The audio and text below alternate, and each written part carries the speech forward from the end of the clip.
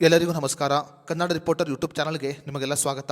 ಸ್ನೇಹಿತರೆ, ಕರ್ನಾಟಕ ರಾಜ್ಯ ಸರ್ಕಾರ ಈಗ ದಸರಾ ಹಬ್ಬದ ರಜೆಯನ್ನ ಅಕ್ಟೋಬರ್ 18ರವರೆಗೆ ವಿಸ್ತರಣೆ ಮಾಡಿರುವುದು ನಿಮಗೆಲ್ಲರಿಗೂ ಕೂಡ ಗೊತ್ತೇ ಇದೆ. ಅಕ್ಟೋಬರ್ 7ರವರೆಗೆ ಇದ್ದ ದಸರಾ ಹಬ್ಬದ ರಜೆಯನ್ನ ಈಗ ಜನಗಣತಿಯ ಕಾರಣ ಅಕ್ಟೋಬರ್ 18ರವರೆಗೆ ವಿಸ್ತರಣೆ ಮಾಡಲಾಗಿದೆ. ಆದರೆ ಅಕ್ಟೋಬರ್ 19ರಿಂದ ಶಾಲೆಗೆ ಬರುವ ಎಲ್ಲ ಮಕ್ಕಳಿಗೆ ಹೊಸ ನಿಯಮವನ್ನ ಜಾರಿಗೆ ತರಲಾಗಿದೆ. ಅಕ್ಟೋಬರ್ 19ರಿಂದ ಶಾಲಾ ಮಕ್ಕಳಿಗೆ ಹೊಸ ನಿಯಮ ಜಾರಿಯಾಗಲಿದೆ. ಹಾಗಾದರೆ ಅಕ್ಟೋಬರ್ 19ರಿಂದ ಶಾಲೆಗೆ ಹೋಗುವ ಮಕ್ಕಳಿಗೆ ಜಾರಿಗೆ ಬರುತ್ತಿರುವ ಹೊಸ ನಿಯಮ ಏನು ಅನ್ನೋದರ ಬಗ್ಗೆ ಸಂಪೂರ್ಣ ಮಾಹಿತಿಯನ್ನು ಈ ವಿಡಿಯೋದಲ್ಲಿ ನಾವು ನಿಮಗೆ ತಿಳಿಸಿಕೊಡ್ತೀವಿ.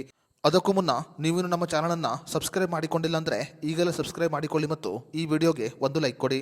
ಸ್ನೇಹಿತರೆ, ದಸರಾ ಹಬ್ಬದ ರಜೆಯನ್ನು ಈಗ ಅಕ್ಟೋಬರ್ 18ರವರೆಗೆ ವಿಸ್ತರಣೆ ಮಾಡಲಾಗಿದೆ.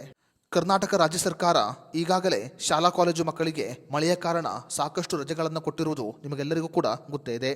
ಮಕ್ಕಳಿಗೆ ಸಾಕಷ್ಟು ರಜೆಯನ್ನು ನೀಡಿರುವ ಕಾರಣ ಮಕ್ಕಳಿಗೆ ಪಠ್ಯಕ್ರಮದಲ್ಲಿ ಸಾಕಷ್ಟು ಸಮಸ್ಯೆಗಳು ಉಂಟಾಗಿದೆ.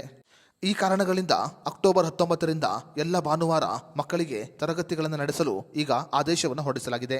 ಶಾಲಾ ಮಕ್ಕಳು ಆದಿತ್ಯವಾರ ಕೂಡ ಶಾಲೆಗೆ ಬರಬೇಕು. ಕೆಲವು ಸಮಯದವರೆಗೆ ಮಕ್ಕಳಿಗೆ ಭಾನುವಾರ ಕೂಡ ಶಾಲೆಗಳನ್ನು ನಡೆಸಲು ಈಗ ಆದೇಶವನ್ನು ಹೊರಡಿಸಲಾಗಿದೆ. ಅಕ್ಟೋಬರ್ 19ರಿಂದ ಸುಮಾರು 1 ತಿಂಗಳು ಮಕ್ಕಳು ಭಾನುವಾರ ಕೂಡ ಶಾಲೆಗೆ ಬರಬೇಕಾಗುತ್ತೆ.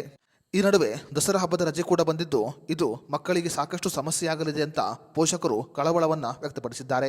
ಸ್ನೇಹಿತರೆ, ಕರ್ನಾಟಕ ರಾಜ್ಯ ಸರ್ಕಾರ ದಸರಾ ಹಬ್ಬದ ರಜೆಯನ್ನು ವಿಸ್ತರಣೆ ಮಾಡಿರುವುದರ ಬಗ್ಗೆ ನಿಮ್ಮ ಅನಿಸಿಕೆ ಅಭಿಪ್ರಾಯವನ್ನು ನಮಗೆ ಕಮೆಂಟ್ ಬಾಕ್ಸ್ನಲ್ಲಿ ತಿಳಿಸಿ.